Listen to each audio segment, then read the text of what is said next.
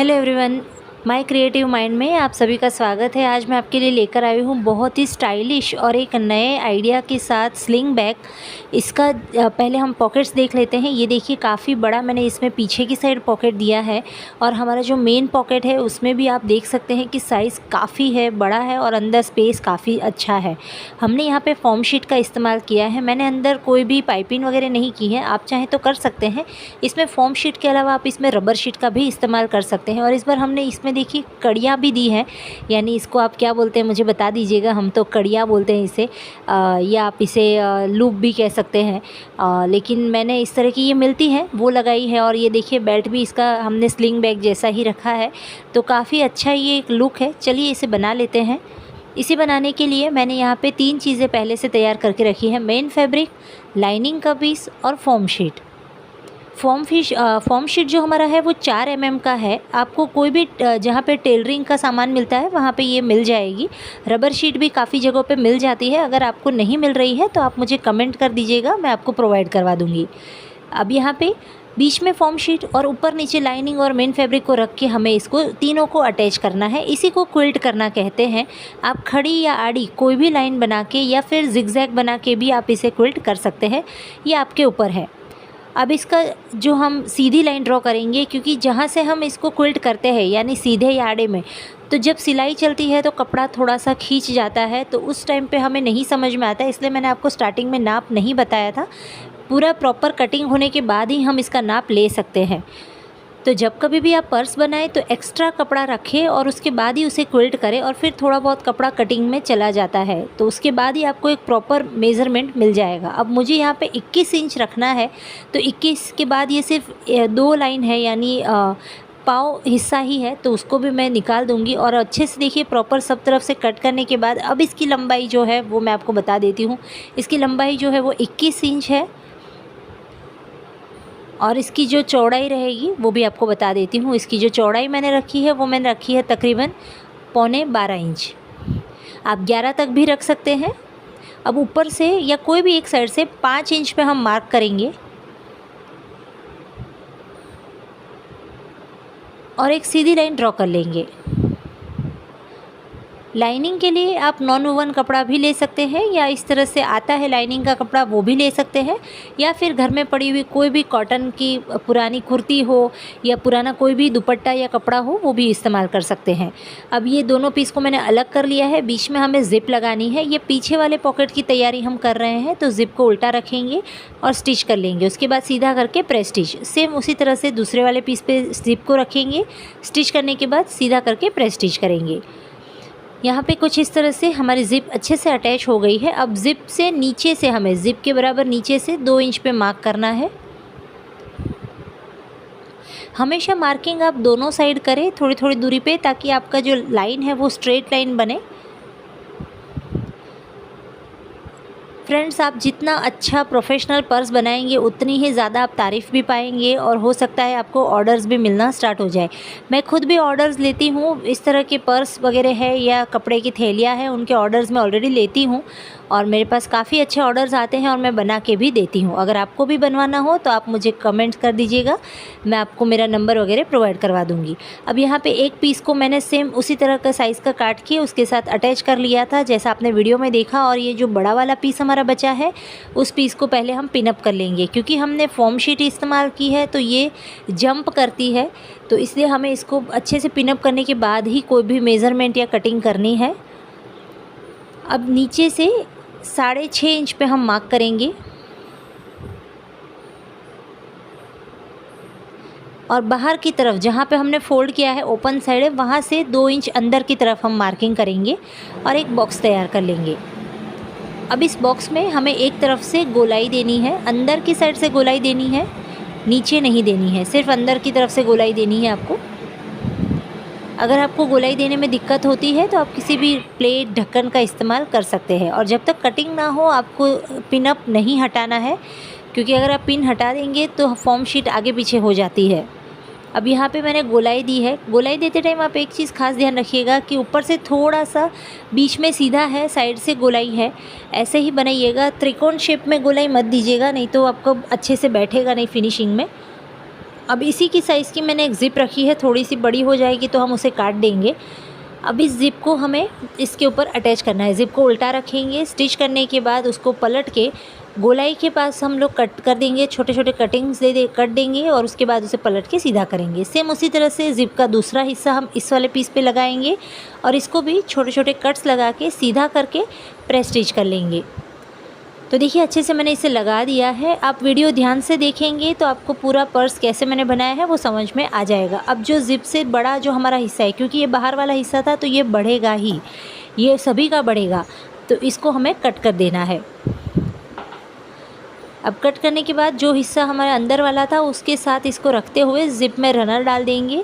मैं यहाँ पे सिर्फ एक ही रनर डाल रही हूँ, आप चाहें तो दोनों साइड से 2 रनर भी इंसर्ट कर सकते हैं। तो मैंने यहाँ पे एक ही रनर डाला है और इस ज़िप को बराबर से फिक्स कर लिए। एक बार डाल के निकाला, फिर दूसरी बार डाला, ताकि अच्छे से हमारी ज़िप लॉक हो जाए। अब जो कुछ भी एक्स्ट्रा है उसे कट कर देंगे और हमने जो पॉकेट वाला एक पीस तैयार करके रखा था उसको इसके ऊपर उल्टा रखेंगे और स्टिच कर लेंगे। तो इस तरह से इन दोनों को अटैच कर लेना है। ध्यान रखिएगा कि जो ज़िप है वो सीधी आए और रनर डालते टाइम भी आप ध्यान रखिएगा कि दोनों रनर एक ही दिशा में होने चाहिए। एक लेफ़्ट साइड है, एक राइट साइड है, ऐसा नहीं होना चाहिए। ये सारी टिप्स ऐसी है जो आपको प्रोफेशनल पर्स बनाने के लिए तैयार करती है। अब हमें मार्कर का इस्तेमाल करना है। जब कभी भी आप कोई भी सेंटर को मार्किंग करते हैं, हमें इसको फोल्ड करके सेंटर मार्किंग करनी है, तो सेंटर मार्किंग के लिए हमेशा बॉल पेन या मार्कर का इस्तेमाल करें ताकि प्रॉपर आपकी मार्किंग आए, क्योंकि चॉक से कभी कभी मोटा हो जाता है निशान और फिर हम थोड़ा आगे पीछे हो सकते हैं। अब ये मैंने एक पट्टी तैयार की थी। पहले मैंने एक स्क्वायर पीस लिया था, उसको सिलने के बाद सीधा कर लिया था और फिर उसको मैंने आयरन कर लिया है। इसकी जो लंबाई मैंने रखी है वो 3 इंच है और चौड़ाई ये 1 इंच है। और इस तरह के मेरे पास 2 लूप है। ये स्क्वायर पीस में, गोलाई में, रेक्टेंगल शेप में, काफ़ी सारे शेप्स में आता है। आप जो चाहे वो मनपसंद शेप ले सकते हैं। और ये वाला जो हमने एक पट्टियाँ तैयार की है उसके अंदर से इसको पास करते हुए हम यहाँ पे स्टिच कर लेंगे। मैं पिनअप करके आपको दिखा देती हूँ ताकि आपको आसानी रहे समझने में। जहाँ पे हमने सेंटर मार्किंग की थी उसी के सेंटर में इस पट्टी का सेंटर रखते हुए हमें मार्किंग कर लेनी है और फिर उसको हमें अटैच कर लेना है।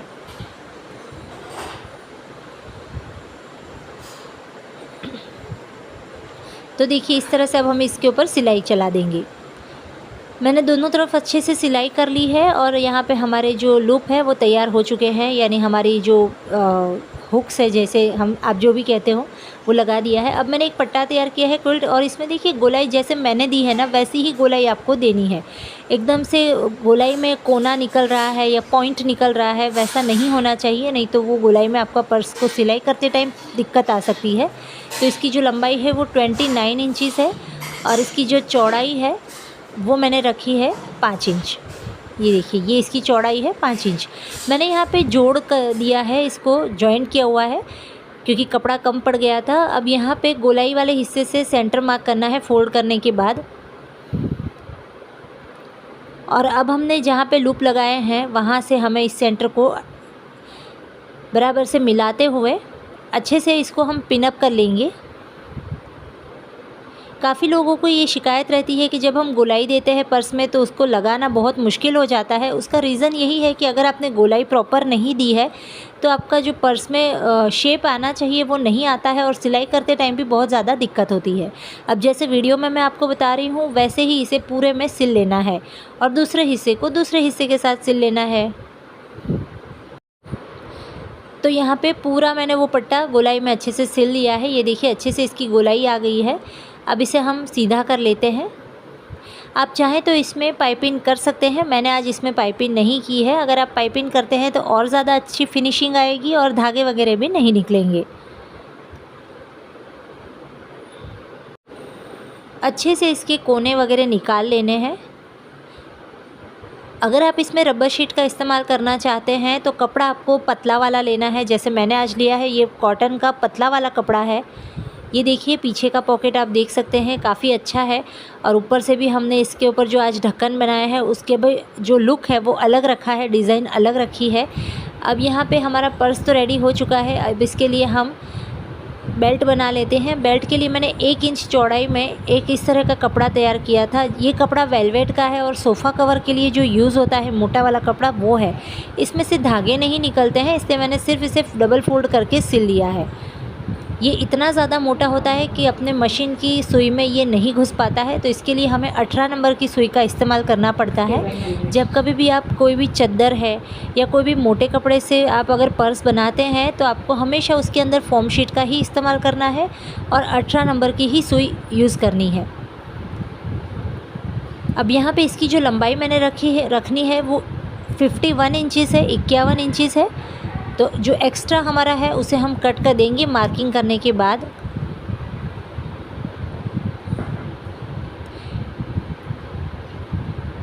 आप अपने अकॉर्डिंग एक बार पट्टे को क्रॉस में अपने शोल्डर से डाल के चेक कर लीजिएगा कि कितनी लंबाई पे आपको अपना पर्स रखना है, और उससे 1.5 इंच या 2 इंच एक्स्ट्रा ले लीजिएगा क्योंकि हमें इसको फोल्ड करना है। अब देखिए यहाँ पे डालना कैसे है, बाहर से अंदर की तरफ डालना है। ध्यान से देखिएगा क्योंकि हमें बहुत क्लीन अपना काम करना है, यानी साफ़ सफाई से काम करना है।